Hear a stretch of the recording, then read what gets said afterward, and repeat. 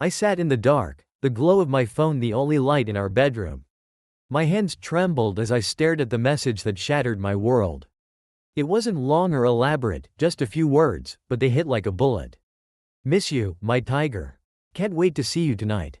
It was from Karen, my wife, and it wasn't for me. At that moment, everything clicked into place. The late nights at work, the sudden business trips, the half-hearted excuses about meetings that ran late. For weeks, I had felt like something was wrong. But I ignored it. I trusted her. How stupid that seemed now. My pulse pounded in my ears, drowning out the rest of the world. There was no rage, no immediate impulse to scream or confront her. Not yet. What I felt was something much colder.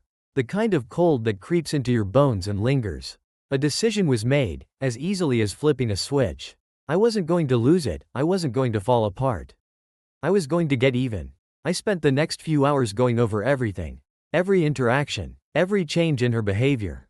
The puzzle pieces fell into place so easily that I was ashamed I hadn't seen it sooner.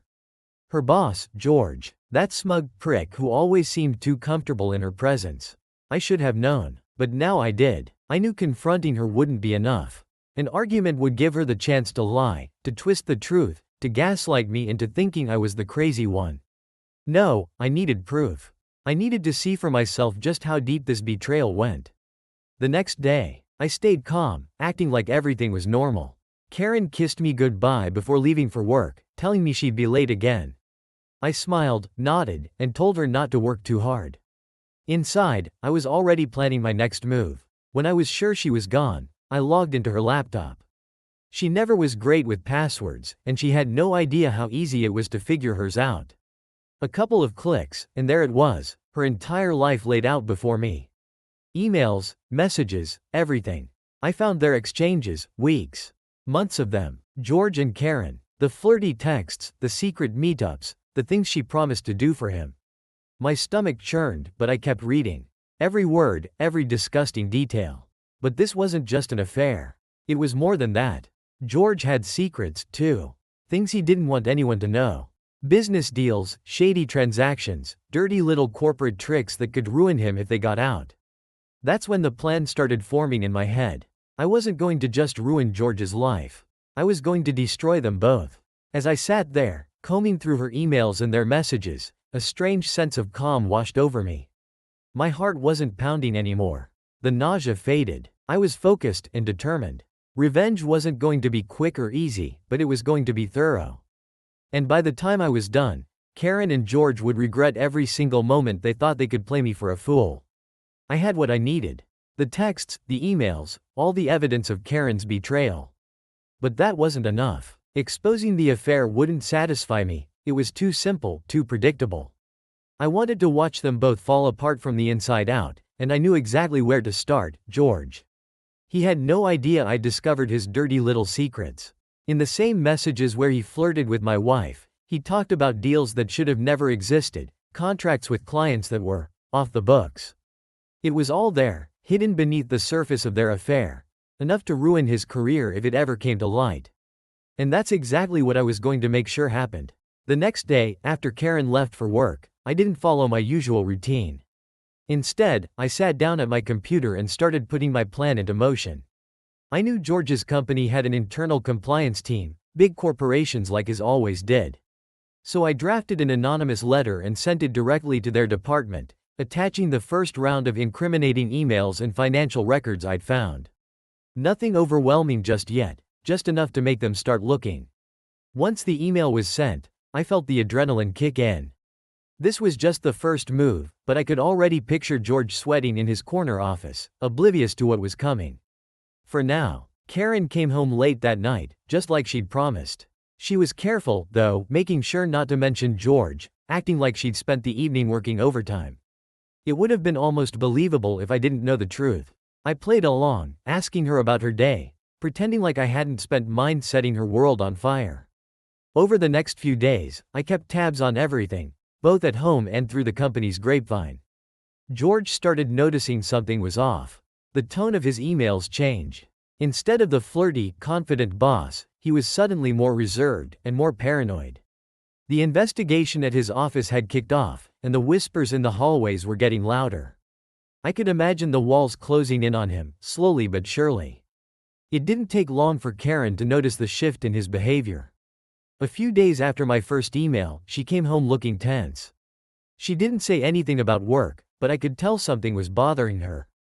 She avoided eye contact, spent more time on her phone, and didn't initiate the usual small talk over dinner. It was subtle, but I could see the cracks forming. While George was busy scrambling to cover his tracks, I kept feeding the fire.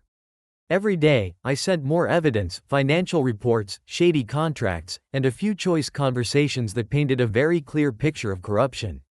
Each piece was carefully timed, so it wouldn't be obvious who was behind it. Every move was calculated, and I could feel the momentum building.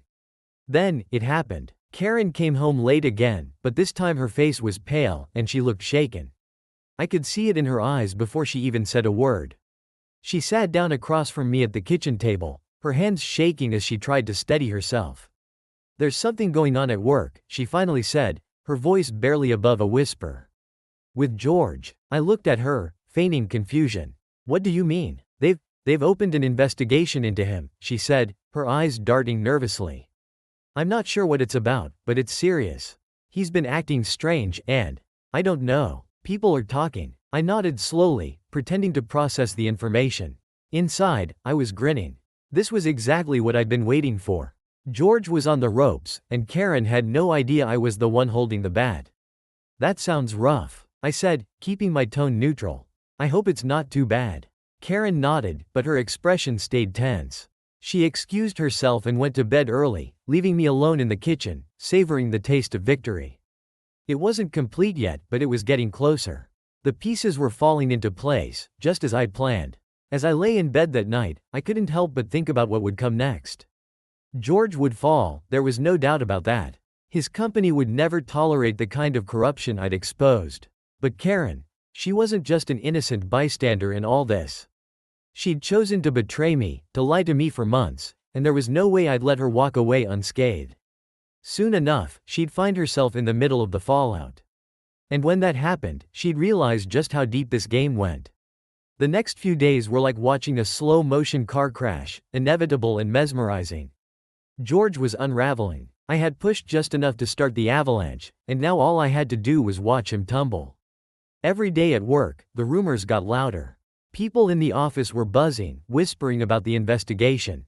The higher-ups were already circling, keeping their distance from George as if he were a ticking bomb. The tension was thick, and it wasn't long before it reached its breaking point.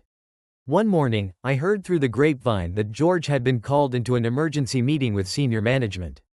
I could picture him there, sweating, trying to talk his way out of a mess he didn't even fully understand. But the weight of the evidence I'd sent, the contracts, the shady deals, the recordings, was too much to fight. By lunchtime, word had spread. George was officially suspended, pending further investigation. That evening, Karen came home in a state I'd never seen her in before. She was quiet and pale, like she was carrying the weight of the world on her shoulders. She didn't say a word about George at first, but I knew it was only a matter of time before she cracked. We sat down to dinner. And I watched her pick at her food, her mind clearly somewhere else. After a few minutes of silence, she finally spoke up. "George. He's in serious trouble," she said, her voice barely above a whisper. "They suspended him today." I acted surprised. "Really? What for?" She shook her head. "They're saying he's involved in some illegal deals. Things that could destroy his career." I put down my fork and leaned forward, pretending to be concerned. "That's awful. Do you think there's any truth to it?" "I don't know," she whispered. "I really don't know what to believe. He's been acting so strange lately, distant. Maybe there's more going on than I realized." I nodded sympathetically, though inside I was reveling in her confusion. She was in too deep now, trapped in a mess she couldn't escape. And the best part? She had no idea that I was the one who'd pulled the strings. Karen went to bed early that night, her mind clearly racing. I stayed up late, sipping a beer and thinking about how close we were to the endgame. George was hanging by a thread, and soon he'd snap. When that happened, Karen's world would collapse right alongside his. But I wasn't done yet. There was still one more move to make. The next morning, the fallout from George's suspension was in full swing. The company launched a full investigation, and people were starting to distance themselves from him. But George wasn't the only one under scrutiny. Karen's name had come up in more than a few places. She had been involved in some of the deals that were now under investigation. At first, she didn't seem to realize how serious it was, but that was about to change. I made sure of it. Over the next week, I kept sending anonymous tips to the company's compliance team. But this time, I didn't focus on George. I focused on Karen. I forwarded emails that showed her involvement in some of George's questionable activities. I leaked conversations that hinted at her knowledge of his dirty deals. Bit by bit, I laid the groundwork for her downfall. The cracks in her perfect little world were widening, and it wasn't long before they gave way. One evening, Karen came home later than usual, her face pale and drawn. She sat down at the kitchen table without a word, staring blankly ahead as if in shock. I could tell something had happened at work, something big. "What's wrong?" I asked, playing the concerned husband once again. She looked up at me, her eyes wide with fear. They pulled me into a meeting today. About George. What happened? They think I was involved, she whispered, her voice trembling. They have emails and contracts, things I didn't even remember signing. They're saying I helped him cover up his deals. I leaned back in my chair, pretending to be shocked. That's insane. You didn't know anything, right? She shook her head frantically. I didn't. I mean, I knew some things, but I had no idea it was this bad. They're going to investigate me, Alex. I could lose my job. I watched her panic, feeling no sympathy. This was exactly what she deserved. She had betrayed me and lied to me, and now it was all coming back to haunt her. I had taken away her security, her stability. Soon, she'd have nothing left. That sounds really serious, I said, keeping my tone neutral. Maybe it's time to talk to a lawyer. She nodded, tears welling up in her eyes. I don't know what to do. I'm scared. I wanted to tell her that this was just the beginning, that she had no idea how far I was willing to go to make sure she felt the full weight of her actions. But I didn't. Not yet. There was still more to come. As Karen sat there, her world falling apart, I couldn't help but feel a dark sense of satisfaction. She had chosen George over me. She had betrayed our marriage for a man who was now circling the drain, and she was getting dragged down with him. And when the dust finally settled, when George was gone and Karen had nothing left, she'd know exactly who was behind her downfall. This wasn't just about revenge anymore. It was about showing her, and everyone else, that I wasn't someone you could betray without consequences. The game was almost over. And I was winning. The following week was like watching dominoes fall. One by one, everything Karen had built, everything she had trusted, crumbled into dust. George was suspended indefinitely, and the investigation into his actions had now expanded to include Karen directly. Her world was unraveling fast, and she had no clue that I was the one pulling the strings behind the scenes. I could see the strain on her face every time she came home. She was exhausted, barely holding it together, but still trying to act like everything was normal between us. She didn't know that I had already destroyed the life she'd chosen over me. Her desperate attempts to hide the truth from me were laughable. One evening, after another tense day at work, Karen came home with a new level of panic in her eyes. She sat down at the dining table, and I could tell something had shifted. "They're going to fire him," she said, her voice trembling. "George, they told him today." I feigned surprise. "They're really letting him go?" She nodded, staring blankly ahead. "It's worse than I thought. They're saying he's responsible for financial misconduct. It's all over the company now. Everyone's talking about it. They're even talking about pressing charges." I could see the fear in her eyes. She wasn't just worried about George anymore, she was worried about herself. As she should be. "What about you?" I asked, leaning forward. "Are you going to be okay?" She bit her lip, looking down at her hands. "I don't know. They're still investigating me, too. They think I knew more than I did. I could lose my job. Alex, I might lose everything." Her voice cracked, and for a moment, I almost felt something. But not quite. She was only getting what she deserved. I wasn't about to save her from the hole she had dug for herself. "We'll get through it," I said, pretending to offer comfort. "You just need to stay strong." Karen nodded, wiping away a tear. She was vulnerable, exposed, and entirely at my mercy. But I wasn't done yet. There was still one final nail to drive into her coffin. It was time for the final move. I had watched Karen squirm long enough, and now it was time to deliver the crushing blow. George was finished. The company was going to fire him, and his name was already being dragged through the mud. But Karen's part in all of this hadn't fully surfaced yet. That's where I came in. I had spent weeks collecting evidence against her, and I had enough to ensure she would go down with him. Her involvement in George's shady dealings wasn't just accidental, she had played an active role, even if she tried to convince herself otherwise.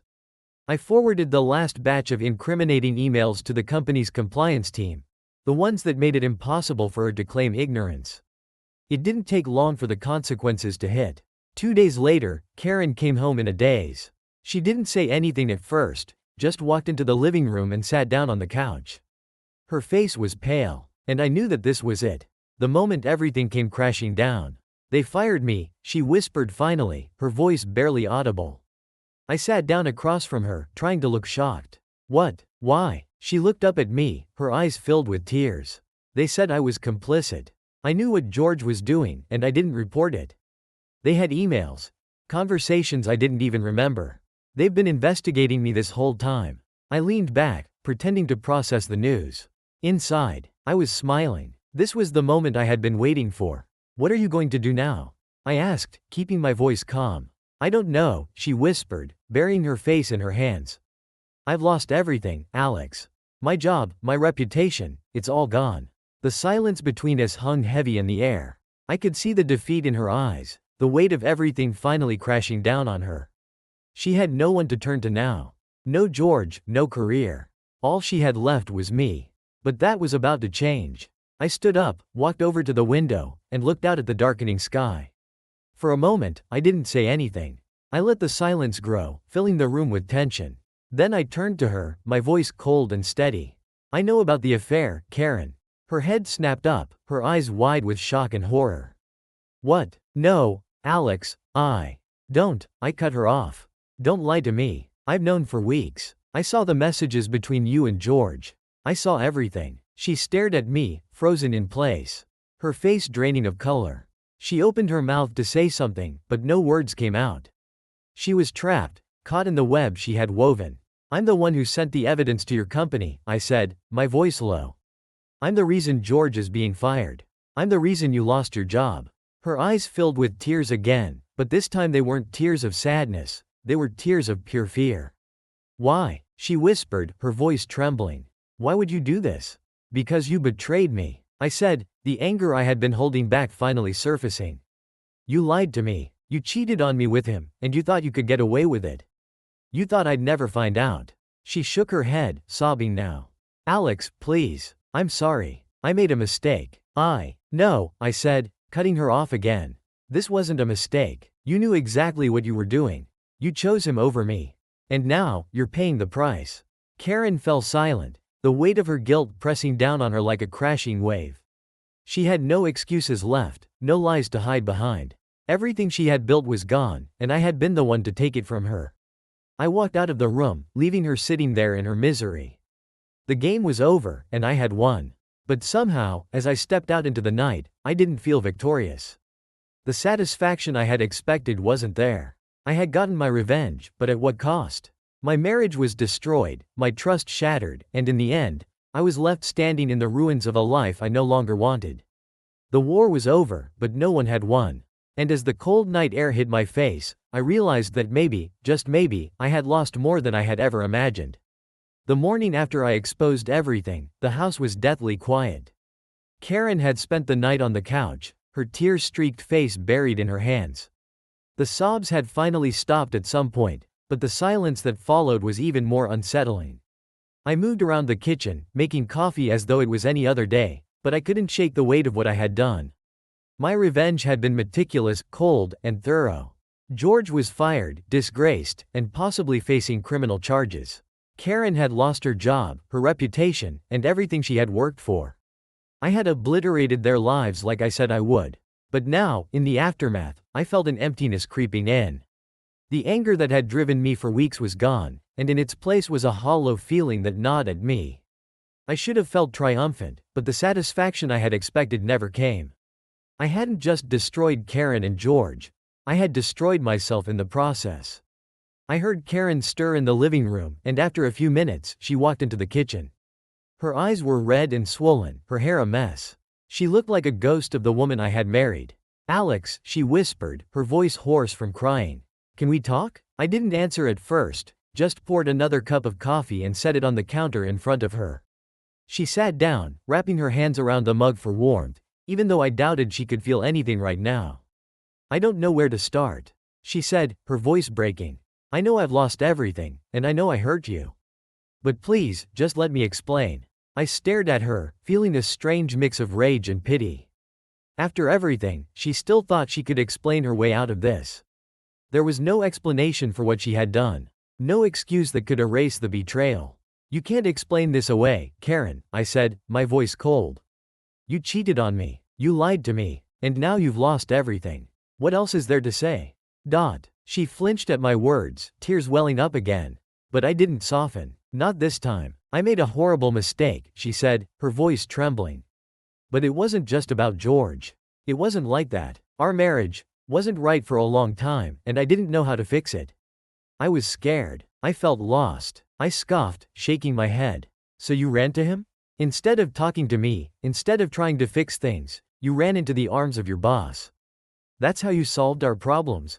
She didn't have an answer for that. She just sat there, sobbing quietly, her hands shaking around the coffee cup. The truth was, part of me had already guessed what she was going to say. Our marriage had been strained for months, maybe even years. But that didn't justify what she did. I had been willing to work on it, to fight for us, but she had thrown it all away. I don't think there's anything left to talk about, I said after a long silence. You made your choice. And I made mine. Karen looked up at me, her eyes filled with desperation. So that's it? You're just going to walk away? I didn't answer. Because the truth was, I didn't know. Walking away seemed like the only option, but now that I was here, facing the wreckage, I wasn't sure anymore.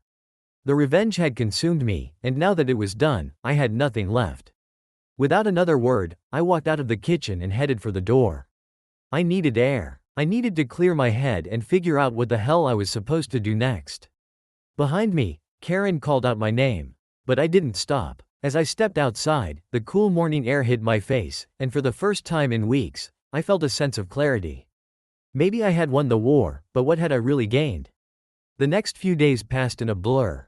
Karen stayed in the house, too devastated to leave, but I could barely stand being there. Every room felt heavy with the weight of what had happened. The reminders of our life together were everywhere. Photos of happier times, shared memories that now felt tainted. I couldn't escape them, and I couldn't escape her. I slept in the guest room, avoiding her as much as I could. Every time I looked at her, all I saw was the betrayal. The affair. The lies. It was too much to handle, so I drowned myself in distractions, going out for long drives, taking on extra work, anything to keep me from thinking about what had happened. But no matter how hard I tried, I couldn't shake the feeling that my life was in ruins. Not just because of what Karen had done, but because of what I had done in return. My revenge had been calculated and cruel, and I knew I could never take it back. One night, after hours of lying awake, I got up and went to the kitchen. Karen was sitting at the table again, just like that morning after she had been fired. She looked up as I entered, her eyes filled with a sadness that mirrored my own. I'm leaving, she said quietly. I froze, staring at her. What do you mean? I'm leaving, she repeated, her voice steady. I've lost my job, my reputation, and I've lost you. There's nothing left for me here. I wanted to feel relieved. I wanted to feel like this was what I had been waiting for, Karen, admitting defeat and walking away from the wreckage she had created. But instead, I just felt empty. When? I asked. Tomorrow, she said. I've been staying here because I didn't know where else to go. But I can't keep doing this. I need to go. Somewhere. Start over. For a moment, neither of us spoke. The silence between us was heavy. Filled with all the things we hadn't said, all the words that had been left unspoken over the years. I'm sorry, Karen whispered, her voice breaking. For everything. I never meant for it to end like this. I didn't respond. What could I say? Her apology didn't change anything. It didn't fix the damage that had been done. But still, part of me wondered if maybe things could have been different. If maybe, in another life, we could have found a way back to each other. But not in this one. I hope you find whatever it is you're looking for, I said finally, my voice quiet. Karen nodded, tears sliding down her cheeks. She didn't say anything else. There was nothing left to say. The next morning, I woke up to find the house empty. Her things were gone. her presence erased from the place we had once called home. It was over. I stood in the doorway, staring out at the empty driveway, and for the first time in weeks, I felt a strange sense of peace. The war was over. The dust had settled. But as I stood there, alone, I couldn't help but wonder if winning had ever really mattered at all. The house was too quiet after Karen left. The emptiness I had felt before her departure now filled every corner of the home we had once shared. For days, I moved through the rooms like a ghost, surrounded by reminders of the life that was no longer mine.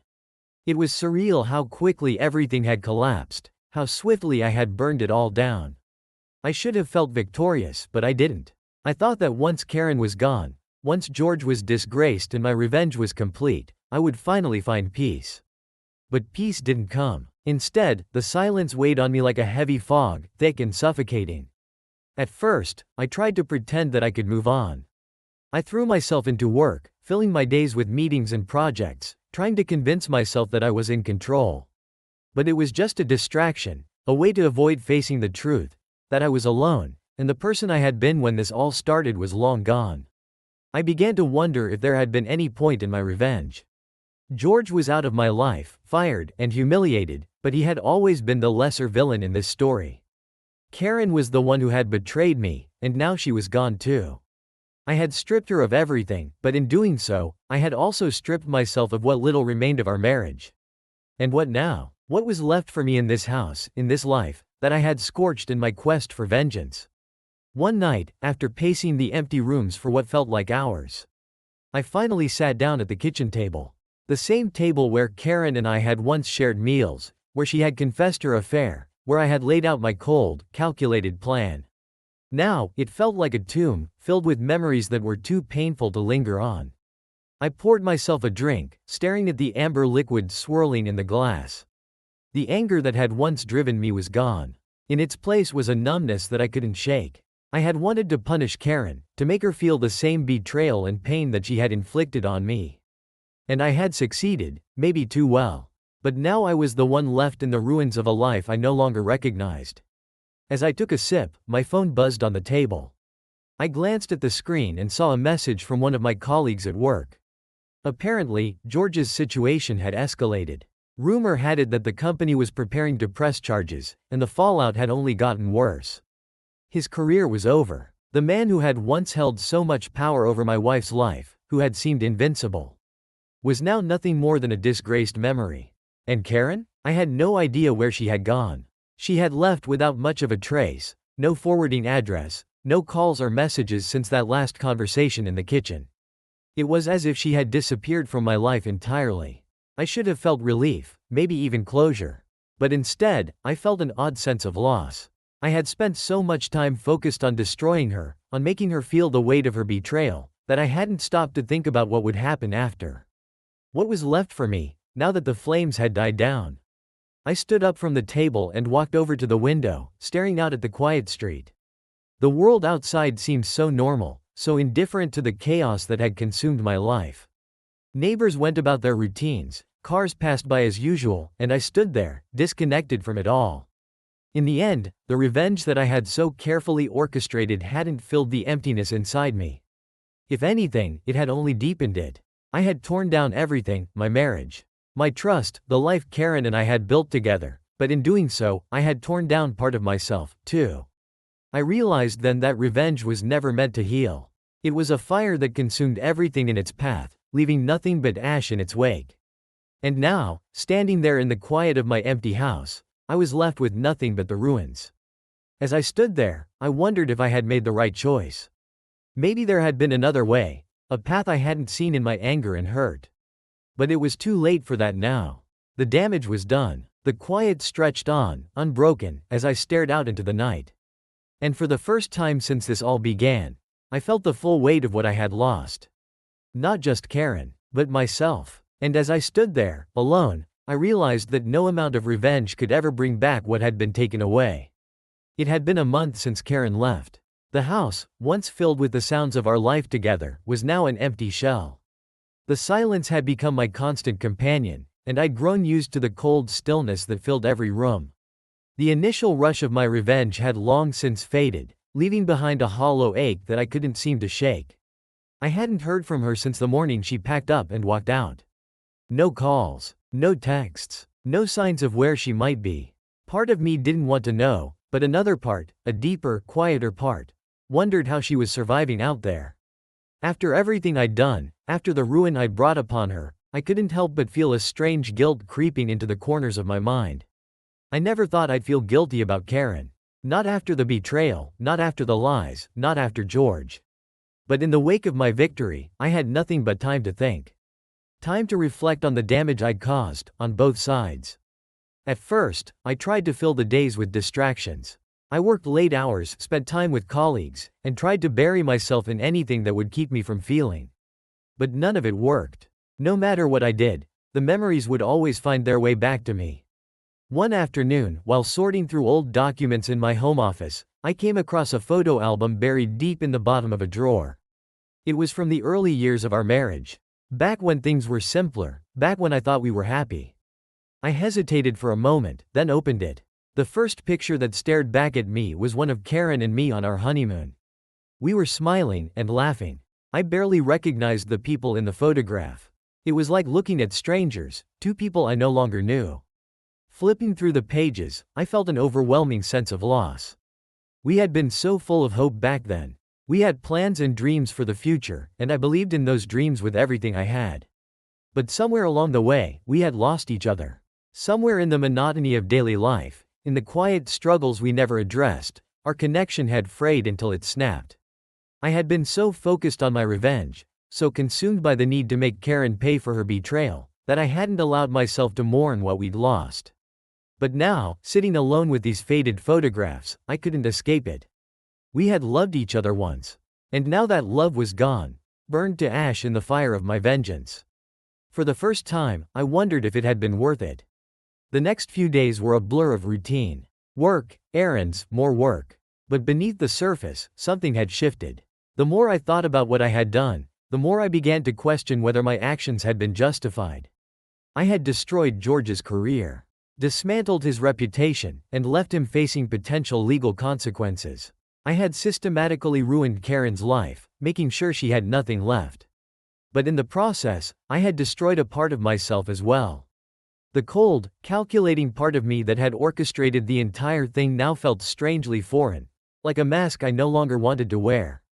Then one evening, just as I was finishing up some emails, there was a knock at the door.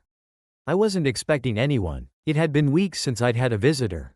And I hesitated for a moment before finally getting up to answer it. When I opened the door, I was met with a sight I never expected to see. It was George. He looked completely different from the confident, arrogant man I'd seen in his office months ago. His face was pale and gaunt, as if he hadn't slept in days. His clothes were rumpled, and there was a tiredness in his eyes that made him seem years older. For a moment, I didn't know what to say. "What do you want?" I finally asked, my voice cold. George shifted uncomfortably, running a hand through his disheveled hair. "Can I come in?" I didn't move. The last thing I wanted was to let him inside my home, but something about the way he looked, broken, defeated, made me pause. Reluctantly, I stepped aside. He entered slowly, glancing around the house as if expecting Karen to appear any second. When he realized it was just us, he exhaled and sat down on the edge of the couch, resting his head in his hands. "I know you're the reason this all happened," George said, his voice low. "The reason I lost everything." I didn't deny it. There was no point in pretending otherwise. "You got what you deserved," I said flatly, standing by the door. He looked up at me, his eyes filled with something I hadn't expected, regret. "Maybe I did, but Karen didn't." His words hit harder than I thought they would. "What do you mean?" I asked, frowning. George leaned back, his shoulders slumping as if the weight of the world was pressing down on him. "Karen didn't deserve to get dragged down with me. She wasn't part of everything that went down at work. She had no idea what I was doing. She was just lost, and I took advantage of that." I clenched my fists, feeling the anger surge back. "She cheated on me with you. Don't act like she's innocent." "I'm not saying she's innocent," George said quietly. "But what happened between us, it wasn't just some affair. It was complicated. Karen was hurting. I was hurting. We both made mistakes." His words hung in the air, and for the first time, I wondered if maybe, just maybe, there had been more to the story than I knew. Look, George said, standing up and meeting my eyes. I don't expect you to forgive me. I don't even expect you to care. But Karen, she's been through enough. Whatever happens to me, just don't let her keep suffering. He turned and walked toward the door, leaving me standing there, grappling with the sudden weight of his words. As I watched him leave, a thought occurred to me, something I hadn't considered in all my planning and plotting. Had my revenge gone too far? Had I punished Karen for more than her betrayal? And for the first time, I wasn't sure if I had the answer. After George left, I couldn't get his words out of my head. His visit had stirred something in me, something I had been trying to bury for weeks. For the first time, I began to seriously question whether what I had done was as justified as I had convinced myself it was. I paced the living room, replaying everything that had happened, Karen's affair. The lies, the betrayal. I had every right to be angry. I had every right to lash out. But now, in the aftermath, I was left wondering if my need for revenge had blinded me to the larger picture. I destroyed her. It had been satisfying at the moment, watching her world crumble the way mine had, seeing her face the consequences of her choices. But as the days passed and the dust settled, I started to see the wreckage I had left behind. Not just in Karen's life, but in mine. I grabbed my phone and stared at the screen, wondering if I should call her. Part of me wanted to hear her voice, to ask her if she was okay, but the other part of me knew that doing so would reopen wounds that were still fresh. I wasn't even sure if she would answer. I had been the one to push her away, to force her out. Would she even want to hear from me after everything I had done? Sighing, I set the phone down and walked over to the window. The evening light was fading, casting long shadows across the room. It felt fitting somehow, this growing darkness inside me that I couldn't escape. The need for revenge had consumed me, and now that I had gotten what I wanted, I felt lost. George's words kept echoing in my mind. Karen didn't deserve to get dragged down with me. I had punished her for her affair, but I had gone further than that. I had wanted to ruin her completely, to take away everything she valued, just like she had taken away my trust. But what if George was right? What if Karen hadn't deserved all of this? What if her betrayal, as painful as it was, hadn't warranted the complete destruction of her life? I had become so fixated on the idea of making her suffer that I hadn't stopped to think about the consequences. Now, I was beginning to realize that my victory came at a price I hadn't anticipated, a price we were both paying. I sat down at the table, the same table where Karen and I had once shared our meals, our conversations, our lives. Now, it felt like a monument to everything we had lost. And I couldn't help but wonder if, in the end, I had lost more than she had. I poured myself a drink, staring at the glass as the liquid swirled inside it. The anger that had driven me for so long had faded, leaving behind a numbness that I didn't know how to shake. I had thought that revenge would give me closure, that it would heal the wound Karen had inflicted on me. But it hadn't. If anything, it had made things worse. I downed the drink in one gulp, the burn doing little to ease the knot in my chest. I had won, but at what cost? I had destroyed George, ruined Karen's career, and left her with nothing. But now that I was standing alone in the wreckage, I didn't feel like the victor the first had imagined I would be. Instead, I felt hollow. I got up and walked to the shelf where we used to keep our wedding photos. Most of them were gone now, packed away or thrown out in the frenzy of anger that had followed her confession. But one small frame still remained, half hidden behind a stack of old books. It was a photo of the two of us at a friend's wedding, years ago.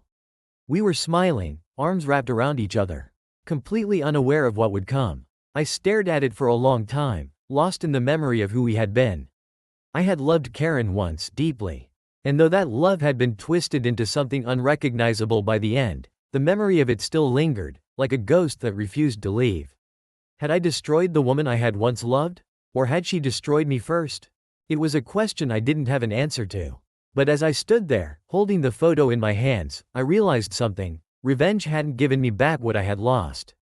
It hadn't healed the wounds or restored the trust that had been broken.